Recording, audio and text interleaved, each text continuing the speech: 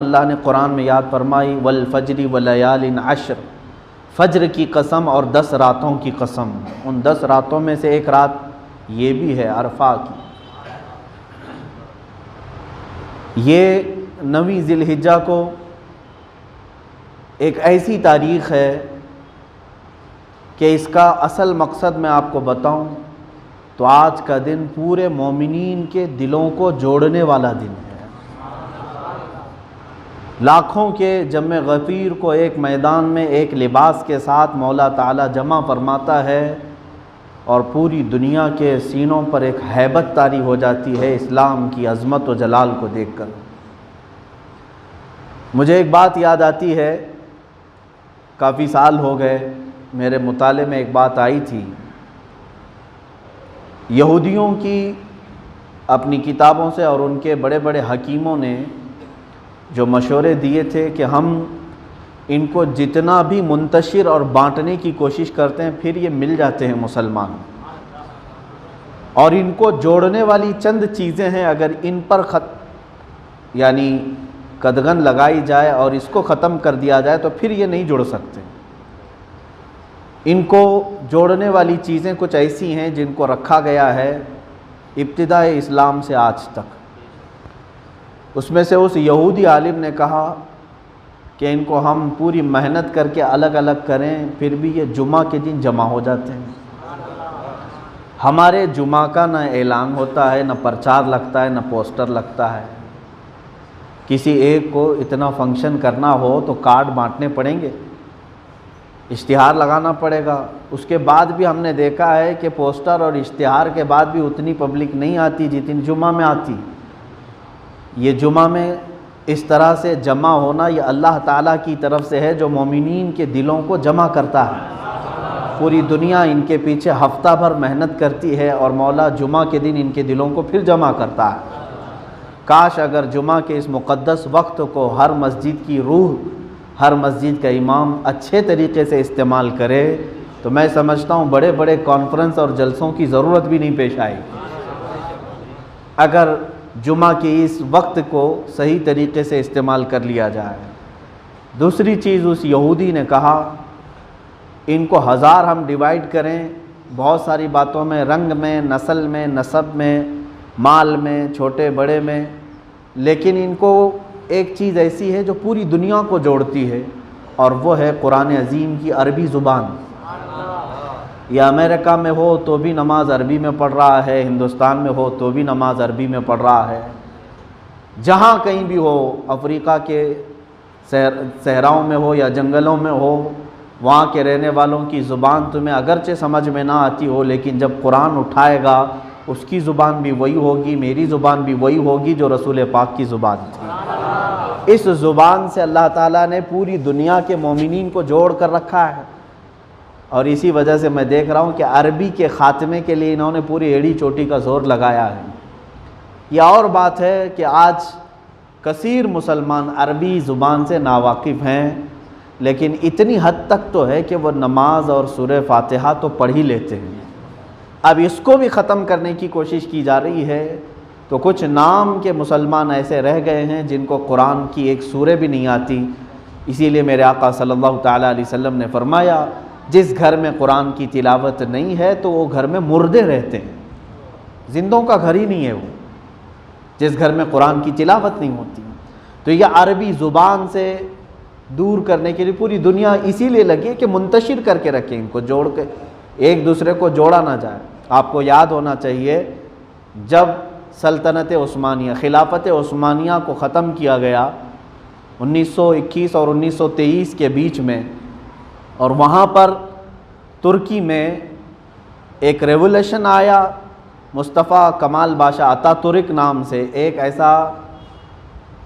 ایسا شخص جو منافق تھا، نام اس کا اسلامی تھا، اندر سے وہ یہودی تھا، اور اس نے سب سے پہلے جو کام کیا ترکی میں تقریباً 650 سال چلنے والی خلافت عثمانیہ جس کے آثار موجود ہیں آج بھی، لیکن اس نے کتنی تیزی سے پوری ترکی کو ماڈرن بنانے کی کوشش کی۔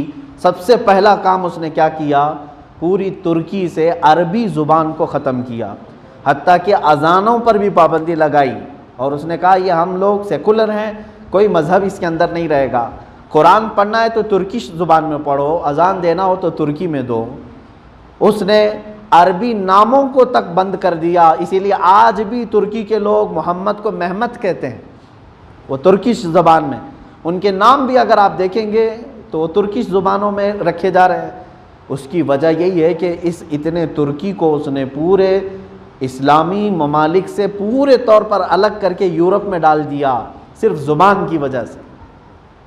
آپ سمجھ سکتے ہیں عزیزان گرامی وقار، یہ دو چیزیں ہو گئی، ایک جمعہ کے لیے اور دوسرے عربی زبان کے لیے۔ تیسری چیز اس یہودی نے لکھا ہے کہ ہم سال بھر محنت کریں ان کو ڈیوائیڈ کرنے کی، ان کو منتشر کرنے کی، لیکن پھر یہ عرفات کے میدان میں سب جمع ہوتے ہیں۔ یہ جو عرفات کے میدان کا جمع غفیر ہے، یہاں ایک دیکھنے کا منظر ایسا ہوتا ہے کہ اسلام یہاں کھل کر کے نظر آتا ہے، اور جس سے میں نام تک نہیں پوچھ سکتا لیکن اس کو بھی میں اپنی ہی طرح لباس میں دیکھتا ہوں۔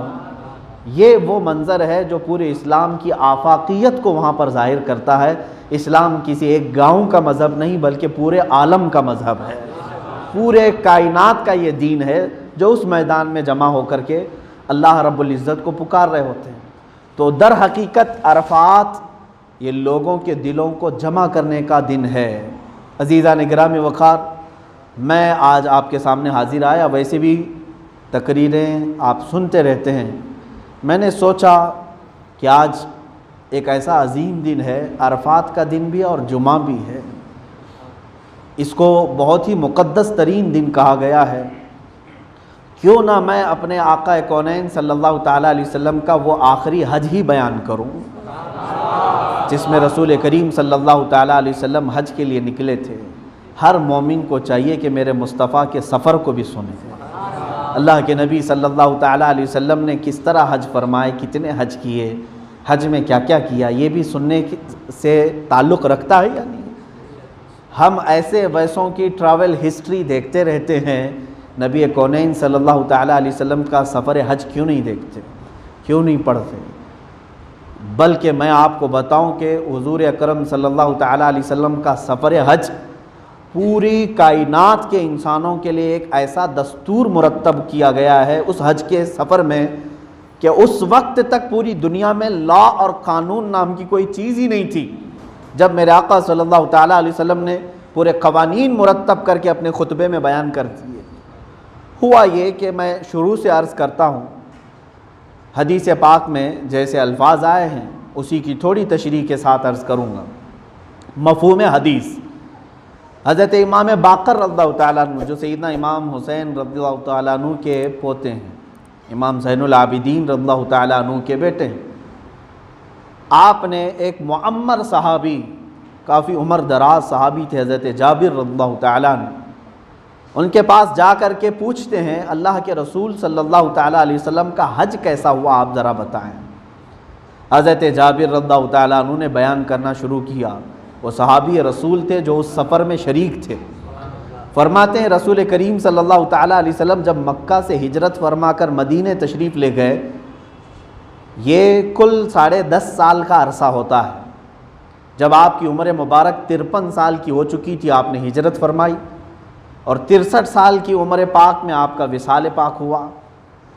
یہ جو 10-10.5 سال کا عرصہ ہے، اس عرصے میں اللہ کے نبی صلی اللہ تعالیٰ علیہ وسلم نے صرف ایک ہی حج فرمایا، اور اسی کو پہلا حج اور آخری حج کہا جاتا ہے۔ ہجرت کے بعد جو حج کیا اللہ کے نبی صلی اللہ علیہ وسلم نے، جو تمام احادیث کی کتب میں موجود ہے، شروع سے پہلے سال، دوسرے سال، تیسرے سال نہیں بلکہ 9واں سال آیا، آپ کی ہجرت کا 9واں سال۔ ابھی بھی ہماری جو تاریخ ہے وہ ہجرت ہی کی تاریخ چلتی ہے۔ اس وقت اب جو ہم آج زندگی گزار رہے ہیں، ہجرت کو 1441 سال ہو چکے۔ آپ 2020 تو یاد رکھتے ہیں، لیکن میرے مصطفیٰ کریم صلی اللہ علیہ وسلم کی ہجری تاریخ بھی ہر مسلمان کو یاد ہونی چاہیے۔ اسلامی تاریخ ہجرت سے چل رہی ہے۔ حضور اکرم صلی اللہ تعالیٰ علیہ وسلم کی ہجرت کا 9واں سال تھا، 9 سال ہو گئے۔ اللہ کے حبیب صلی اللہ تعالیٰ علیہ وسلم نے اعلان فرمایا کہ اس سال میں حج کے لیے روانہ ہونے والا ہوں۔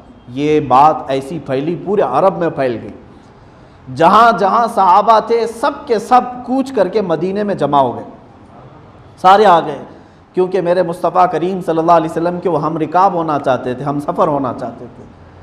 اور صحابہ کی ہمیشہ سے عادت رہی ہے کہ حضور اکرم صلی اللہ علیہ وسلم کا کوئی بھی سفر وہ چھوڑتے نہیں تھے، سفر میں میرے آقا صلی اللہ علیہ وسلم کے ساتھ وہ شرف ضرور حاصل کرتے۔ تو سب جمع ہونا شروع ہوئے، تو جانتے ہیں مدینہ طیبہ میں صحابہ کی تعداد اس وقت جو سب جمع ہوئے، صرف ایک مہینے کے اندر وہ 1,14,000 لوگ جمع ہوئے، اور بیہقی اور دیگر روایات میں ہے 1,48,000، ایک روایت میں 1,24,000، مختلف ہے، لیکن 1,00,000 سے زیادہ صحابہ حضور کے ساتھ جمع ہوئے۔ ذی القعدہ کا آخری عشرہ تھا، یہ ذی الحجہ کا مہینہ ہے، اس سے پہلے جو مہینہ گزرا وہ ذی القعدہ ہے۔ ذی القعدہ کا آخری عشرہ تھا، جمعرات کا دن تھا۔ رسول کریم صلی اللہ تعالیٰ علیہ وسلم نے مسجد نبوی شریف تشریف لا کر ظہر کی نماز پڑھائی اور سب سے کہا سفر کا ارادہ کر لو اور کوچ کر جاؤ، سب ساتھ نکلو۔ اللہ کے حبیب صلی اللہ تعالیٰ علیہ وسلم کے ساتھ اس وقت 1,24,000 صحابہ اور آپ کی تمام ازواج مطہرات بھی تھیں، حضور صلی اللہ تعالیٰ علیہ وسلم کی تمام زوجات جتنی امہات المومنین وہ ساتھ تھیں، سیدہ کائنات فاطمہ الزہرا رضی اللہ تعالیٰ عنہا بھی ساتھ تھیں۔ حضور اکرم صلی اللہ تعالیٰ علیہ وسلم نے چند جانور بھی اپنے ساتھ لیے ذبح کرنے کے لیے، اور یہ قافلہ نکلا مدینہ طیبہ سے۔ مدینے والوں کے لیے جو میقات ہے اس کو ذوالحلیفہ کہتے ہیں، وہاں تک میرے آقا صلی اللہ تعالیٰ علیہ وسلم تشریف لائے، اور آج کے زمانے میں مدینہ طیبہ سے باہر مسجد بنی ہے، ایک مسجد ابیار علی، جہاں پر میقات مدینہ طیبہ کی شروع ہوتی ہے، اور حرم کی بھی، حرم مدینہ کی باؤنڈری بھی وہاں سے شروع ہوتی ہے۔ وہاں رسول کریم صلی اللہ تعالیٰ علیہ وسلم تشریف لائے، آپ کی اونٹنی آپ کے ساتھ تھی، قصوہ جس پر آپ سوار تھے، اس جگہ پر تشریف لا کر میرے آقا صلی اللہ تعالیٰ علیہ وسلم نے غسل فرمایا اور نمازیں ادا کی۔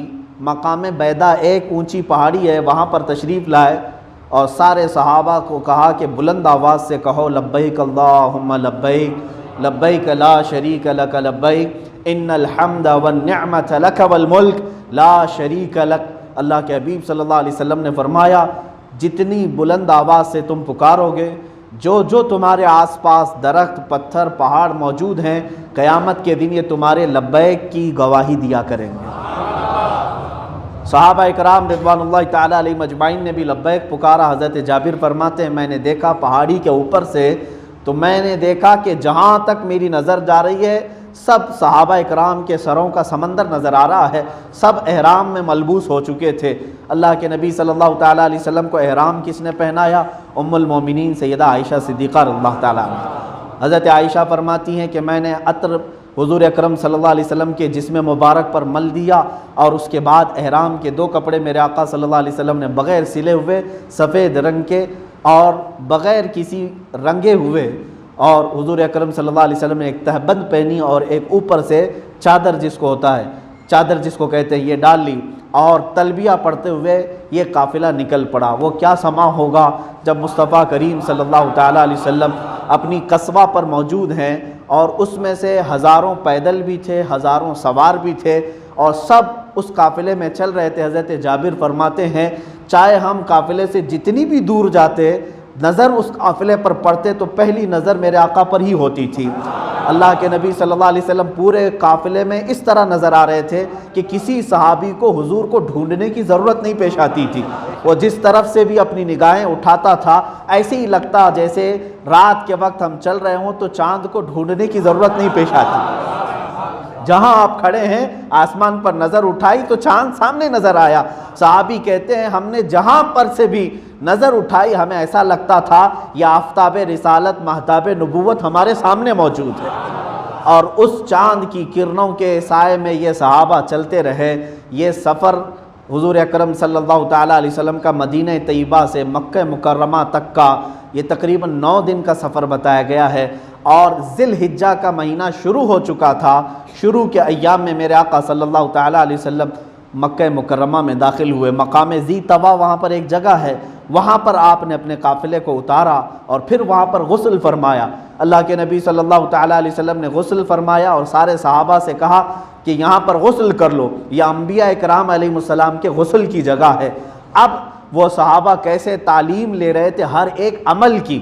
حضور اکرم صلی اللہ تعالیٰ علیہ وسلم نے غسل فرما کر پھر باب السلام، ان نجدیوں نے اس دروازے کو ابھی پورا کا پورا انڈر گراؤنڈ کر رکھا ہے، باقی اپنے باپ داداؤں کے نام پہ بڑے بڑے گیٹ بنائے ہیں۔ جو گئے ہیں وہ جانتے ہیں، باب الملک فہد، باب الملک عبدالعزیز، باب ملک عبداللہ، یہ سب بادشاہوں کے نام پر آسمان چھوتے ہوئے عمارتیں، یعنی بڑے بڑے میناریں بنا کر گیٹ لگائے ہیں، اور جس دروازے سے میرے مصطفیٰ داخل ہوتے تھے اس کو انڈر گراؤنڈ کر کے رکھا ہوا ہے۔ وہ باب السلام ہے جس میں سے میرے آقا صلی اللہ علیہ وسلم کا مسجد حرم میں داخلہ ہوتا تھا، اور اسی کے بغل میں باب النبی بھی ہے۔ وہ اتنا ہے جیسے ہماری مسجد کا دروازہ سمجھ لیں، اتنے بڑے حرم کے اندر ایک چھوٹا سا دروازہ۔ یہ کیا ہے؟ محبت نبی ہو سکتی ہے؟ ہونا تو یہ چاہیے تھا کہ وہاں جانے کے بعد ہر مسلمان کو اپنے نبی کے نشانات نظر آئیں، نہ کہ ان بادشاہوں کے جو چور اور ڈکیت تھے اور کسی طرح سے ظلم و جبر کے ساتھ یہ تخت کو حاصل کیے ہوئے ہیں، ان کے نشانات کیا معنی رکھتے ہیں؟ انتظار کرو، یہ بھی سب نام ختم ہو جائیں گے، پھر انشاءاللہ کوئی دوسرے نام اللہ تعالیٰ وہاں بتائے گا۔